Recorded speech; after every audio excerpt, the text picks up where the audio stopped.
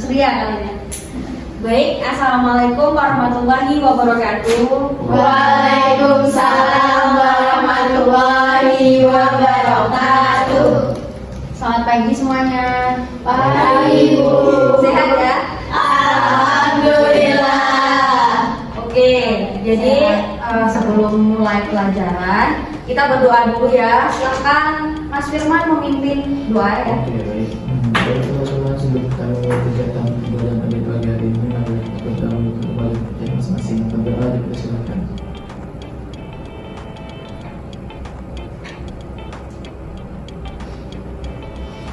Doa selesai. Oke, Ibu akan presentasi dulu ya. Siapa yang nggak hadir? Hadir semua. Oke, hadir semua ya. Ibu tulis dulu. Oke, sudah. Gimana kabarnya, sehat ya semuanya? Alhamdulillah sehat Ibu. Udah pada makan belum? Belum. Kenapa mau belum makan? Ya pagi belum sempat tadi. Oh ya, besok-besok sarapan dulu sebelum sekolah biar semangat. Kompetensi dasarnya yang pertama itu mengelompokkan protista berdasarkan ciri-ciri umum kelas dan mengaitkan peranannya dalam kehidupan. Kemudian menyajikan laporan hasil investigasi tentang berbagai peran protista dalam kehidupan. Jadi tujuan pembelajaran hari ini kita tahu ciri-ciri protista, kemudian pengelompokan protista ya. Nanti penilaiannya yang Ibu nilai yaitu pertama sikap, yang kedua itu keterampilan berkomunikasi, dan keterampilan menyampaikan pendapat. Dan kemudian nilai tugasnya juga akan Ibu nilai. Nah, Ibu sudah menampilkan gambar ini ya. Kalian tahu nggak apa gambarnya? Tahu. Ada hijau. Ganggang. Benar sekali. Kok ganggang? Iya, ini bahan dasarnya adalah ganggang atau rumput laut. Lebih tepatnya itu adalah ganggang merah atau rhodophyta. Oke?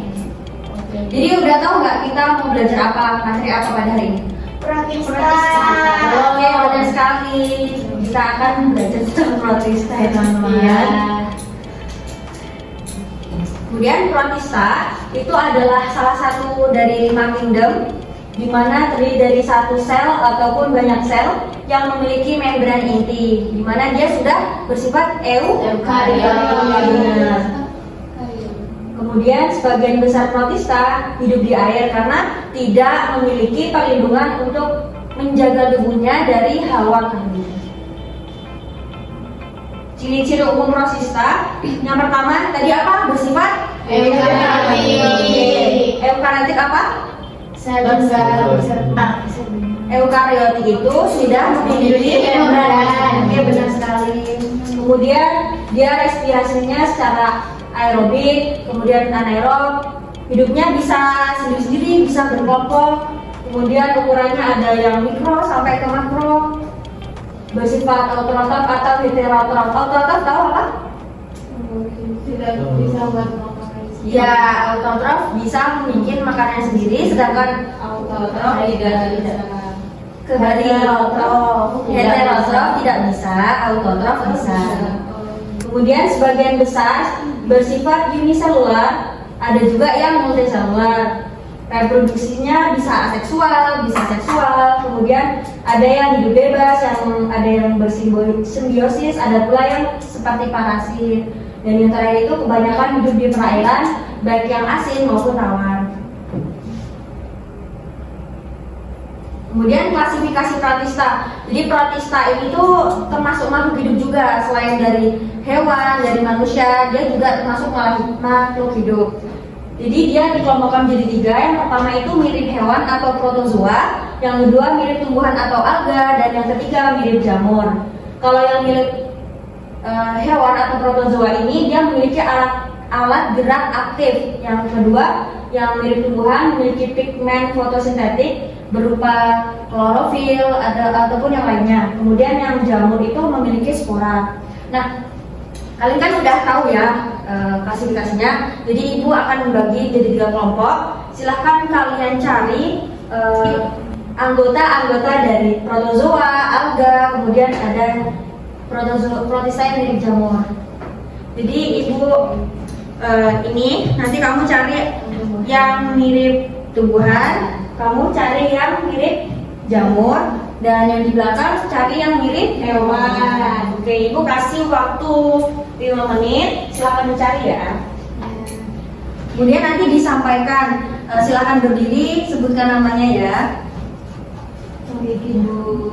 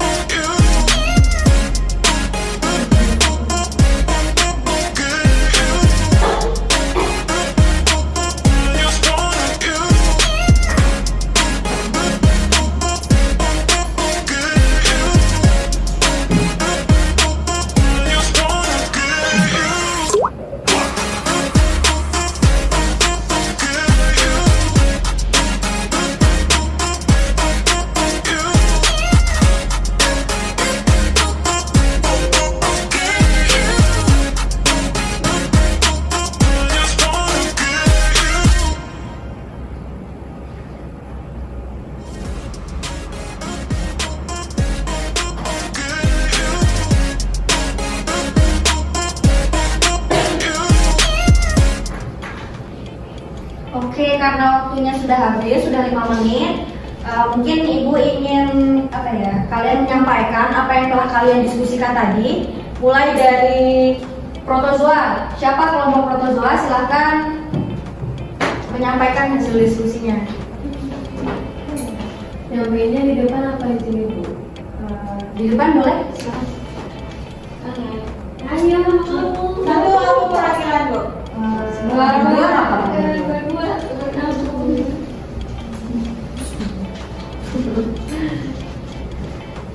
Kenalan dulu ya, Bu. Ya.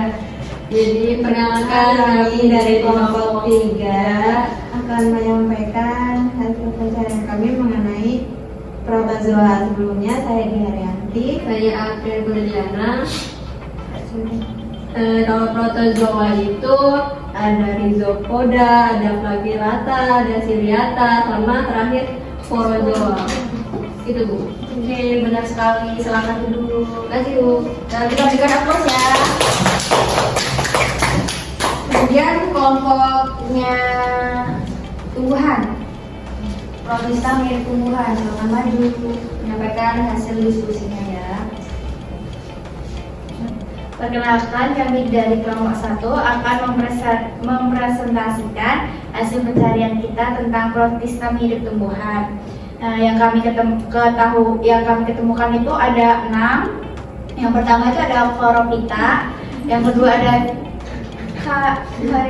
Chrysophyta, yang ketiga ada Rhodophyta, yang keempat ada Phaeophyta, yang kelima Pyrrhophyta, dan yang terakhir Eublelinophyta. Oke, benar sekali, kita berikan tepuk tangan ya teman-teman. Silakan duduk, terima kasih. Dan untuk kelompok terakhir, silakan maju menyampaikan apa yang sudah dicari ya mengenai protista mirip jamur. Oke, baik teman-teman. Di sini saya akan presentasikan hasil yang saya dapatkan mengenai protista mirip jamur. Yang pertama ada Polomyxota atau jamur air, Ya. dan yang kedua ada Myxomycota atau jamur lendir. Oke, benar sekali, kita berikan aplaus.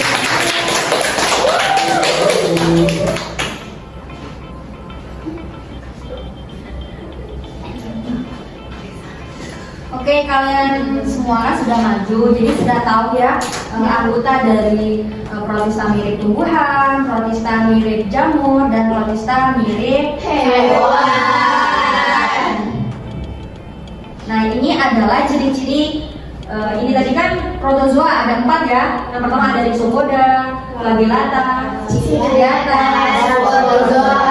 Ini pintar banget. Jadi ciri-cirinya, yang pertama dia uniseluler, kemudian eukarioti, hidupnya soliter, kemudian bisa hidup bebas, saprofit dan maupun parasit bisa juga. Kemudian alat beratnya itu berupa Pseudopodia, cilia atau flagrata. Jadi dia punya kayak ekor flagel gitu.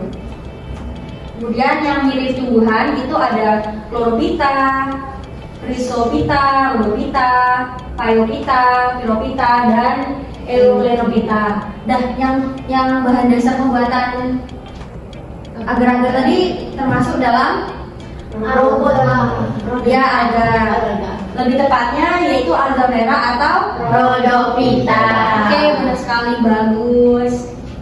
Ini ciri-cirinya eukariotik, kemudian ada yang uniseluler, ada pula yang multiseluler juga, kemudian autotrof karena dia memiliki klorofil sehingga dia bisa menghasilkan makanannya sendiri. Kemudian tubuhnya berupa talus, jadi akar, batang, sama daunnya itu belum jelas. Kemudian habitatnya di tempat lembab dan reproduksinya seksual dengan fragmentasi, pembelahan pembendungan spora maupun seksual dengan oogami. Dan yang terakhir tadi mirip jamur ada berapa? Ada dua. Oke, benar sekali, ada oomycota sama Mixomycota. Jadi ciri-cirinya dia heterotrof, kemudian menelan makanannya saprofit ataupun parasit, membentuk sporangia atau membentuk filamen yang menyerupai hifa dengan hifa pada jamur sejati atau fungi. Kemudian hidup di lingkungan lembab ataupun basah. Nah, dari ketiga materi tadi kita sudah dapat menyimpulkan ya. Jadi klasifikasi protista itu tadi ada berapa? 3. Sekali sebutkan, siapa yang bisa sebutkan, angkat tangan. Saya. Ya. Yang pertama itu ada protista mirip hewan atau protozoa. Yang kedua itu ada protista mirip tumbuhan atau alga. Dan yang ketiga itu ada protista mirip jamur. Oke, benar sekali. Ya, aku ingin bertanya lagi, bahan dasar pembuatan agar-agar tadi termasuk dalam Saya tuh termasuk dalam alga. ya, benar sekali. Lebih tepatnya Rhodophyta. Kita sekali lagi. Oke, karena pelajarannya sudah selesai, jadi ibu ingin kalian membuat tugas yaitu mind mapping tentang peranan protista ini pada kehidupan sehari-hari ya. Jadi pertemuan besok kalian silakan membuat mind mapping di rumah, kemudian dipresentasikan di pertemuan selanjutnya. Oke, sudah jelas? Sudah jelas, Bu. Ada yang ingin ditanyakan lagi? Tidak. Oke, kalau sudah tidak ada yang ditanyakan lagi, kita akhiri pelajaran kali ini dengan membaca hamdalah. Alhamdulillahirabbil alamin. Kalau gitu ibu akhiri dengan wassalamualaikum warahmatullahi wabarakatuh. Waalaikumsalam.